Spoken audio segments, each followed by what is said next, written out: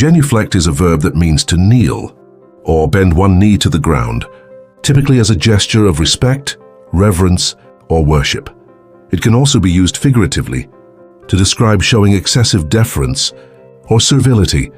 Origins: the word comes from the Latin genuflectere, meaning to bend the knee, derived from genu, knee, and flector, to bend.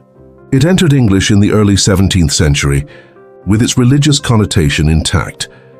Explanation and usage: genuflect is most commonly associated with religious practices, particularly in Christianity, where it signifies humility and devotion before an altar or sacred object. In a broader sense, it can describe metaphorical acts of submission or deference. Example sentences: the congregation knelt to genuflect before the altar during the prayer. She refused to genuflect to societal expectations and chose her own path. Cultural significance: the act of genuflecting has deep roots in religious traditions, symbolizing humility and respect toward a higher power. Beyond its literal meaning, the term is often used in political or social commentary to critique exaggerated deference or compliance. Synonyms: kneel, to bend the knees, and rest them on the ground.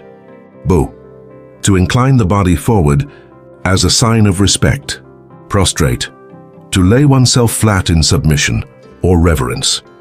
Antonyms: resist, to oppose or refuse to comply. Stand, to remain upright or firm in one's position. Defy, to challenge authority or convention. Takeaway: genuflect conveys both literal and metaphorical acts of reverence or submission.